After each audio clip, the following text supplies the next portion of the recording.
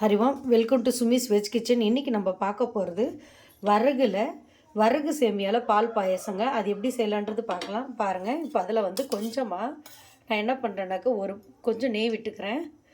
அதில் முந்திரி, திராட்சை, பாதாம் இருந்துச்சுன்னா நம்ம போட்டு இப்போ அதை ஃப்ரை பண்ணலாங்க.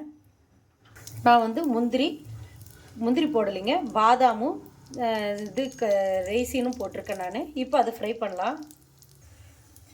இது நல்லா ஃப்ரை ஆகிடுச்சுங்க. இது கூட நான் என்ன பண்ண போகிறேன்னாக்கா சேமியாவை சேர்க்க போகிறேங்க. ஆல்ரெடி இது சேமியா லேசாக வறுபட்டது தான், இருந்தாலும் நான் மறுபடியும் வறுக்கிறேன் நான். இது வரகு சேமியா, அது உங்களுக்கு எல்லா கடையிலுமே கிடைக்கும். இப்போ சேமியா வறுபட்டுருச்சுங்க. இதில் நான் இப்போ பால் ஊற்ற போகிறேங்க. காய்ச்சன பால் ஊற்றிக்கலாம், இல்லை காய்ச்சாத பால் கூட ஊற்றிக்கலாம். இப்போ அது நல்லா வேகட்டுங்க. தண்ணி வேணால் கொஞ்சம் ஊற்றிக்கலாம். இப்போ பாருங்கள், சேமியா நல்லா வெந்துருச்சுங்க. இப்போ நம்ம சர்க்கரை ஆட் பண்ணிடலாம். சேமியா வந்ததுனால இப்போ நம்ம சுகர் போடுறாங்க. நம்ம மாம்பழம் செய்கிற மாதிரி தாங்க, நல்லாயிருக்கும். இது வரகு சேமியாவில் நிறைய பேர் சில நேரத்தில் குழஞ்சி போயிடுது அப்படிலாம் சொல்கிறீங்க. இது மாதிரி நம்ம லைட்டாக வறுத்து செஞ்சோம்னா இது ஒரு கொதி வரட்டுங்க. இது அப்படியே நெய்வேத்தியமாக படைச்சிடலாங்க. இப்போ இது நல்லா கொதிக்க ஆரம்பிச்சிருச்சு. சக்கரை போட்டு நல்லா கொதிக்க ஆரம்பிச்சிருச்சு. இதில் நம்ம கொஞ்சமாக ஏலக்காய் தூள் போட்டுடலாங்க. நம்ம ஏற்கனவே பாதாமும் உலர் திராட்சையும் போட்டு இது பண்ணியிருக்கோம். இப்போ சாமிக்கு நெய்வேத்தியத்துக்கு நம்ம இதில் எடுத்துக்கலாங்க.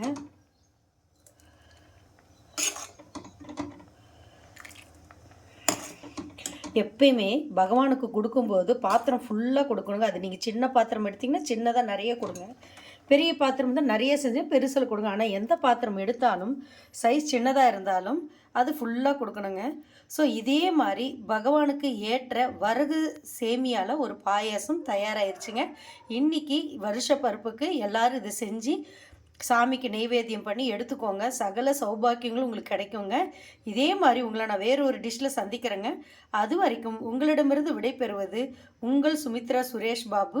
அதே மாதிரி ஒரு சின்ன விஷயம் மறந்துட்டேங்க, எது செஞ்சாலும் பகவானுக்கு சூடாதாங்க பரிமாறணும்.